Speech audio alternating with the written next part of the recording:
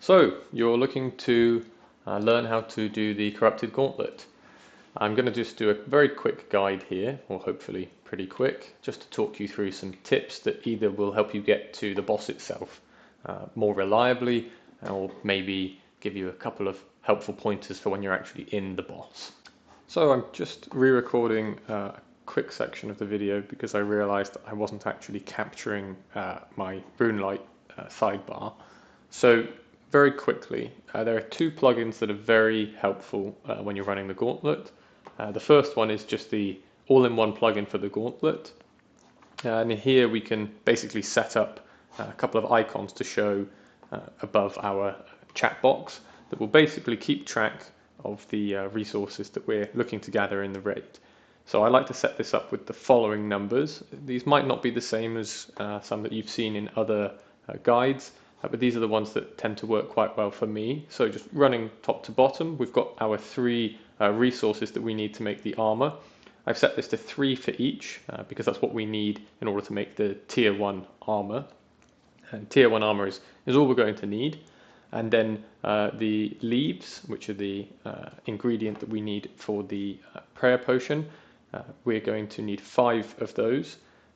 And then 1 weapon frame. We are actually going to need 2 weapon frames, but I use this more to remind myself on my first trip out that I'm actually going to need to pick up a weapon frame, because more than once I've forgotten to actually pick one up. And then we have 24 paddlefish. These are the food that we're going to use. They heal 20 each. Now that 24 is going to be broken down into 12 in our first trip out of that starting room and 12 on the second trip. And for the crystal shards, this 260 is a nice target number I like to set. For the first trip out, it might seem quite high, but it is very comfortable to actually get that many, 99% of the time I would say. And this 260 basically gives us enough to make our full tier 1 armor, our first tier 2 weapon, and then 5 vials and also 10 extra just to crush up 1 set of crystal shards to make our first potion, just in case we've used a bit too much prayer at the start. The second plugin that we want is the tile indicator plugin. Now this one might actually come pre-installed, I'm not completely sure. And what we're going to want is the highlight destination tile and the highlight true tile. We don't necessarily need this hovered tile. All that does, as you can see over here, just shows us the tile that we're hovering over. But the destination tile will, at least in the color I've got, put a little sort of grey box around the tile we're heading to, and the true tile will show us actually where we are, where we're actually standing. And that could be handy when we're dealing with those tornadoes or trying to move off of the floor, just to know where we actually are rather than where the game is visually showing our character, because most of the time your character, if they're running, they're going to be actually shown as slightly behind the tile that they're actually standing on. Okay, I will hand back to myself to carry on with the rest of the guide. I'm just going to hop in to the Gauntlet now and show you how I like to run my setup, and then we'll come back out and we'll do a full run. So you're always going to spawn in one of these 4 rooms around the boss. It's random which one you get, but ultimately it makes no difference. As you can see, it's completely symmetrical.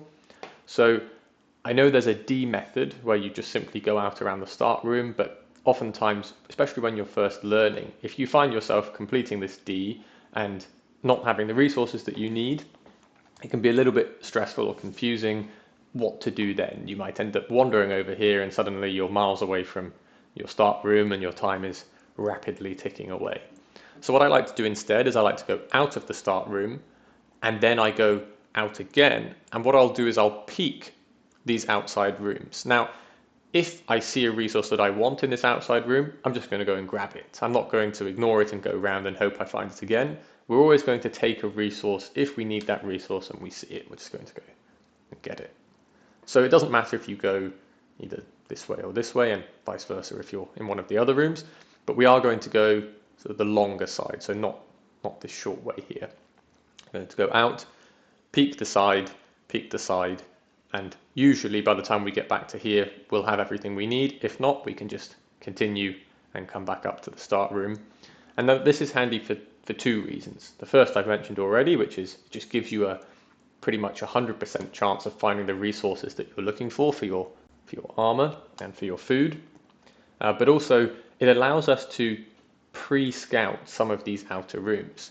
So in case you weren't aware, the demi-bosses, and those are the creatures that allow us to upgrade our weapons to the tier 3 variant, which massively improves our damage, they only spawn in the outer rooms, and they don't spawn in any of the four corners. So it's just the sort of mid of the sides here.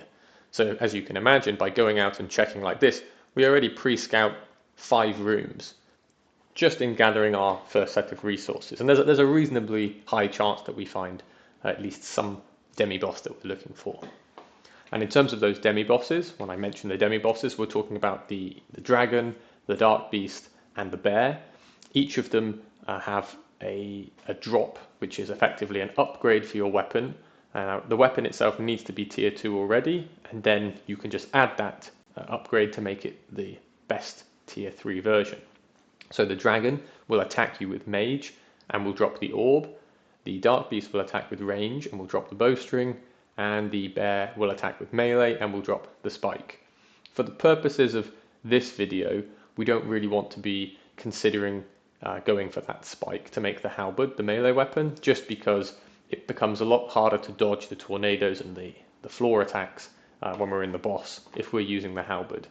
It's something that you can run if you either want to learn or maybe you find that for some reason you haven't managed to get the orb and the bowstring, but really using this approach you should pretty much always end up with your staff and your bow.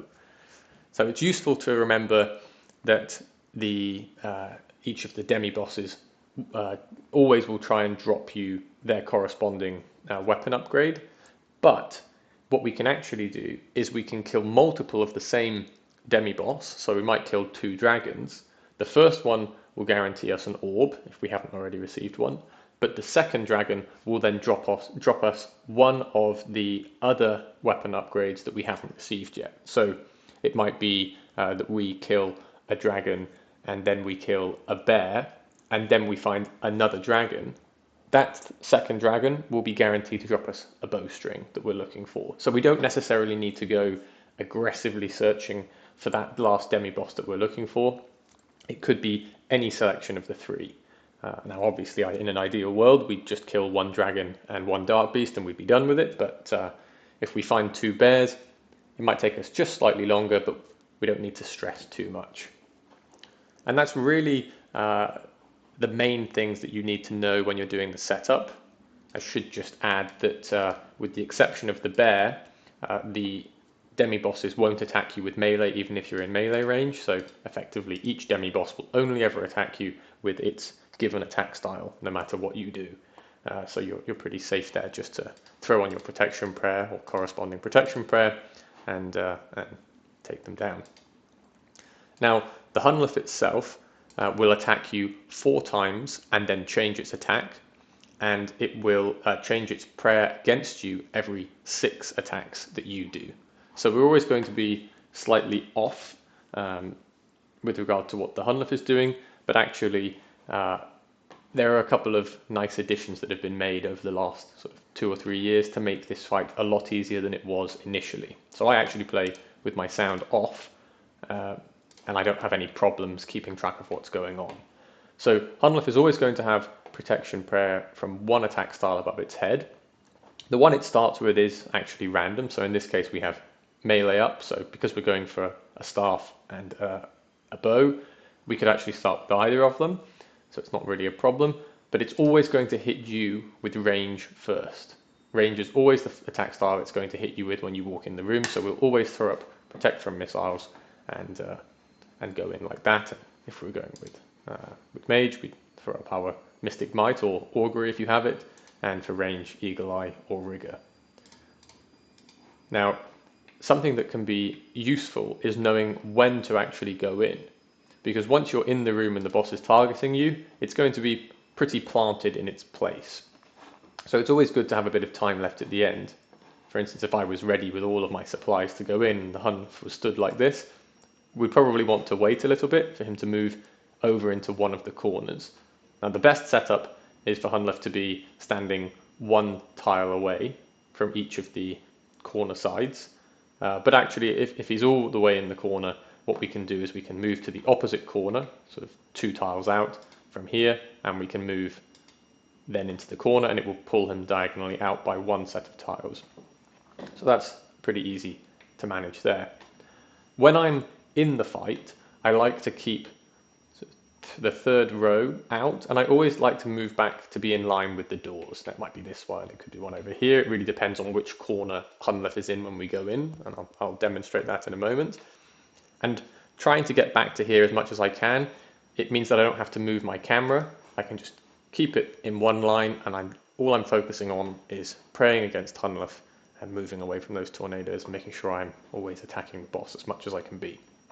The weapons here allow you to move 3 times and then attack. And so if you can try and get that into your mind, it makes it a lot easier. So I've run out of time, I've been teleported in, I've got my protect from range. So that's the first attack the boss is doing, and if I step over here, I pulled him out. So you can see these floor attacks here, it goes yellow, we really don't want to be standing there. And now we just see that animation that he did to demonstrate that he's changing his attack style.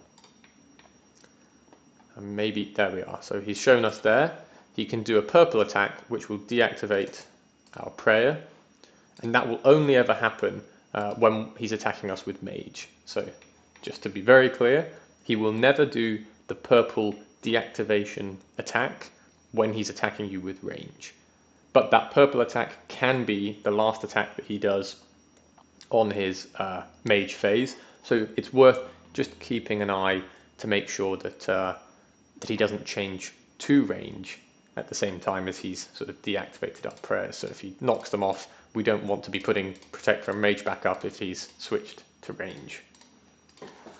So I think that's really the most important points that we can get through without actually demonstrating a kill. I'll do my best to talk through what I'm doing and what I'm thinking as I demonstrate this kill here. But really, I think the most useful thing is just to see what happens when we're in there. So, without further ado, we're just going to hop in.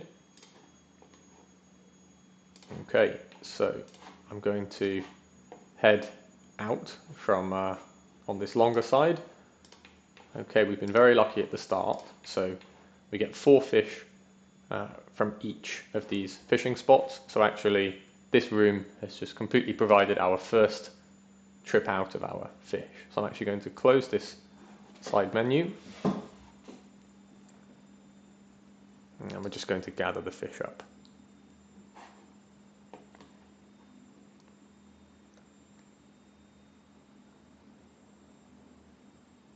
Okay,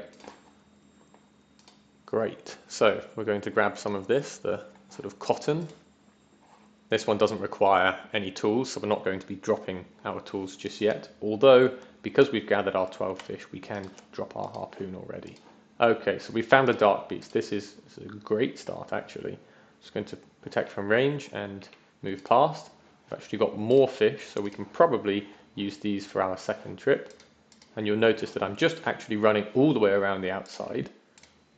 I'm going to attack this unicorn. It's only level 64, because the wolf is 102, so I'm just going to take this down to get a few shards, because we've only got 105, and I'd really like to have that 260 if we can. We're also going to need a weapon frame, so hopefully this drops us the weapon frame, which would be very nice.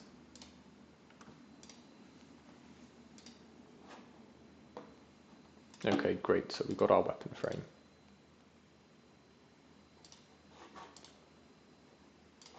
And we're going to grab some of the bark.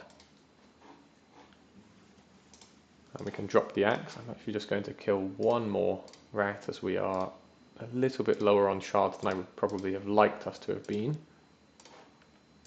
And we've got more paddlefish, but we don't need those. So, unfortunately, when you get a drop like this, it does change the counter. So I'm just going to have to remember that I haven't actually picked those up.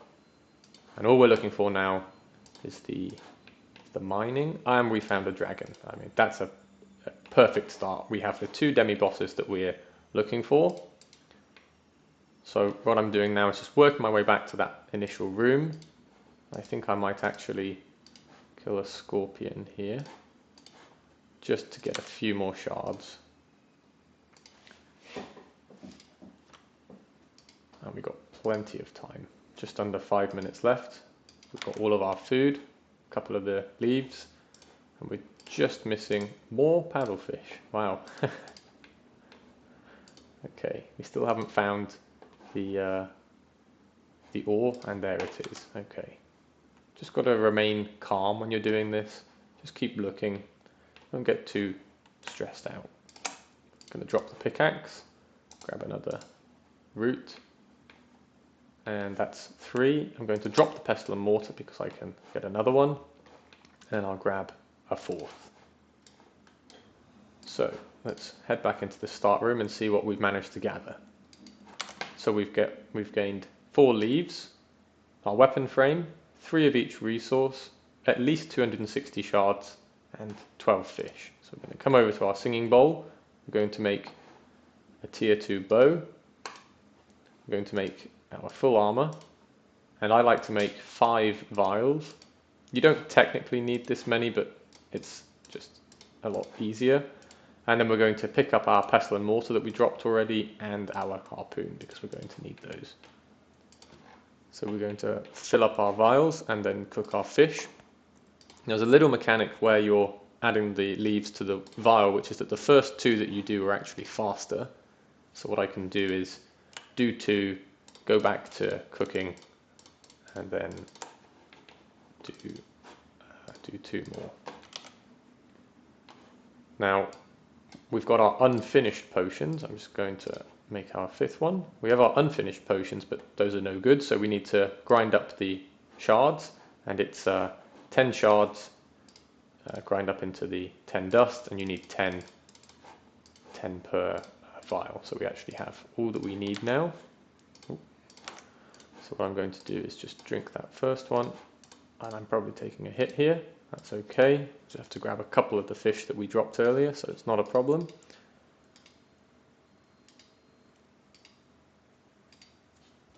And we're almost ready to go. While we're doing this, I can just make a couple more potions. Okay, so we're going to grab our orb, our shards, and our second weapon frame, remembering that we're going to need a second one to make our staff. I'll take 2 of these paddlefish. In fact, I might as well pick up all 3, given that we are having to fish them anyway. Just going to have a bit more prayer. So what we're going to do is so we've got the first one in our inventory here is just for drinking while we're running around. These 3 we're going to be taking in, and actually we're going to use this last one and just refish to decant, so that we have 3 4-dose options. So we've got 2, 3, 5, 6, 7, 8, 9, 12, so we're good there. Now we're going to kill this dark beast, praying range. Just going to move around so we're not getting hit by this little rat. Unlikely to do damage, but given we've already taken 1 hit, we probably want to minimize any third damage. We've got plenty of time here. Loads of time.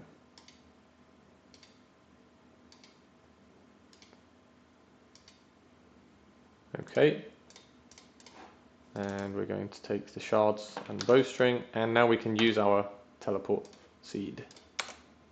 Drink our last dose here, and we're going to now upgrade our bow, and we're going to make the full upgraded staff. Great. Can drop these shards, pestle and mortar, harpoon, and the scepter. We don't need those anymore, and now we can just cook our food, grab the ones we had before, and I'll also heal up a little bit. And actually I've realized we're going to be slightly under full health when we go in, but that's okay. Okay, so we've got our 3 full potions, our weapon, and our 24 food. He's protecting from range this time, so we put our staff on. and we're going to be protecting from missiles. I'm just waiting, hoping that he might go into the corner. Yeah, that's probably good enough. Yes, that's fine. Okay, so he's hit us once, 2 times, 3 times, and the next time he's going to switch. There we go, he switches, and we've also got to switch because he's changed what he's praying. Now, if you're avoiding the damage from these tornadoes and the floor, you can eat really whenever you want. You don't need to be doing too much damage. It's really just a case of making sure that you're attacking really as often as you can. So he's turned our prayer off, just going to turn it back on again. No big deal. And as you see, as I mentioned, I'm staying by the door. In this case, okay, so he switched prayer there after knocking off our prayer. So we just had to pay attention and see that he's going to change. Always just be ready to change your prayer. And you might see that I'm usually aiming to move a long way in a straight line. And the real reason for that is simply, it just gives me time to focus on everything else I've got to do. So if I'm only moving one tile or a couple of tiles at a time, it's a lot harder to move, change my weapon, change my prayer. You're going to find yourself a little bit overwhelmed. So in this case, I'm just going to wait a little bit and move all the way up, across, and all the way down. I can change my weapon. I'm very relaxed, no pressure at all. Taking away all the pressure of having to dodge by just finding a nice straight line, clicking all the way at the end, and letting it run there whilst I handle my inventory. Very relaxed. Okay, he's changed prayer after knocking it off again, so we just always need to be keeping an eye on this. Now, I'm usually looking down here at my prayers, but actually we can, if you get used to sort of just seeing that little lightning that happens above his head. Okay, always just focusing on moving away, nice long runs, no pressure at all. We're not looking to be tick perfect by any means. We're just looking to stay in this fight. The longer we're in the fight, more damage we're going to do. It's nice and easy. So, okay, we're moving into the sort of more cramped part now. As much as we can, we're still trying to keep ourselves doing those long runs. And then we just like to get back in line with the door, either on the third or the second. Oh shit, I've run out of prayer. There we are, just make sure we get it back up again. And we'll just heal up a little bit. Okay. Yeah, don't neglect your prayer. Okay, so we're just going to move like this. Again, just keep it nice and long. So I haven't said it yet, but you can effectively move 3 times and then hit. So 1, 2, 3, hit, like that. So, and if you can sort of get used to that, especially with the tiles, it really helps to make sure that you're doing damage every time you could be doing damage.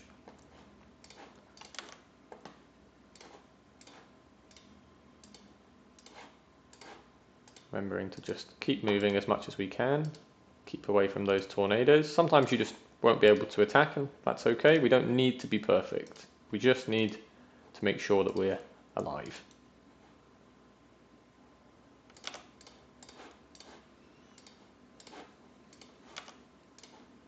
He's turned off our prayer again. Been seeing that a lot this fight, so just always got to be ready for it. Sometimes you won't see it very many times. Sometimes he'll be doing it seemingly almost every attack. So, and again, we're just nice and easy, no rush at all. Move away.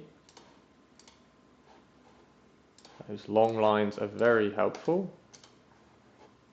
A couple of times you are going to maybe find that you have to click a couple of times in quick succession, but overall it's really not too high pressure once you get used to it. I think we might be about to finish. A couple of hits left. And again, we aren't using rigor or augury here. We are really just using the basic prayers. It really doesn't need a lot to get this done. Oh, a little bit high pressure at the end, and we're done.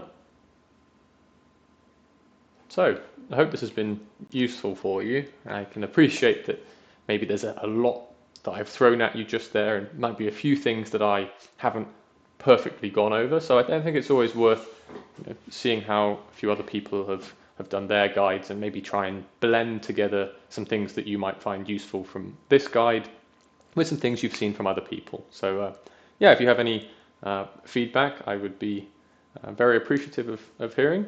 So yeah, let's see what we get. Crystal armor seed. Very nice. Fantastic.